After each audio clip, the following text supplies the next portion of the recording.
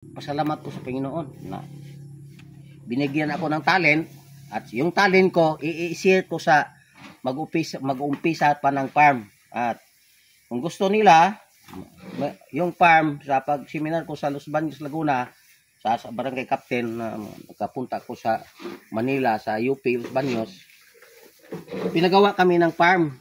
Train kami. Yung farm mo, maski maliit o 1 hectare o half hectare, magawa ka ng farm plan. Ha? Yung farm plan is best necessary is water. Kung wala kang tubig, ang farm mo useless. Kasi kung mainit, wala kang idilig. Ha? Paano ka magdilig kung wala kang tubig? Kung halimbawa, sige ulan, okay lang. Pero panahon El Nino, maning tanom, alay, corn, ano, ganyan. Mga variety, kinala ng tubig. The water is the most important in farming. At saka passion, monitoring,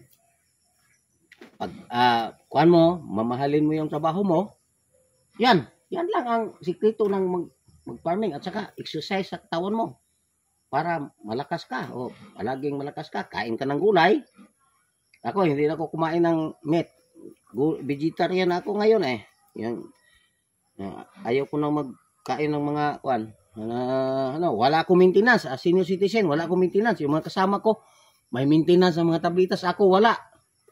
Zero balance maintenance ko. Ang maintenance ko, sekreto, proper exercise, balanced diet, exercise, yung insect rest, insaktong pahinga, insakting kain. At minsan-minsan, lumabas ka kasi buling naman dito nakaharap mo pulos tanim. Lumabas ka. Linggo, relax ka. Yan ang sikreto ng farmer nga.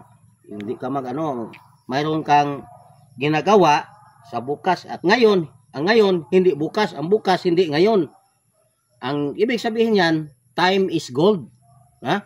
Huwag mo palampasin yung mga oras nga kaya mo pa. Kung pagod ka na, relax ka. Tulog ka, kain ka. Magpahinga ka, tanaw ka ng TV o anong mo. Pag kuan ganyan, maka-charge ka ng lakas o magpasyal na po ka sa farm mo. Plus, monitor ang kailangan sa mag-farming. Hindi basta-basta. Halimbawa sa saging, mayroon ng puso. Hindi mo kinuha ng puso. Wala nang kuan, hindi pong ganda. Yung mga dahon nga. Linisin mo. Yan lang. Maraming salamat. Nakashare ako ng kaunting talento na galing sa pangitaas. Yung talent ko galing man sa Panginoon. Hindi man sa akin yan. Guide lang ako niya sa umaga. Please Lord, guide my works. And how? Ganyan lang. Inihingi ko. Wala akong magagawa kung walang si Jesus Christ. Kasi siya man ang may-ari sa lahat. Ang nagawa ko ito, guide ako ng Panginoon. Itong na-harvest ko na organic vegetable. Ha? Yan lang. Okay. Maraming salamat.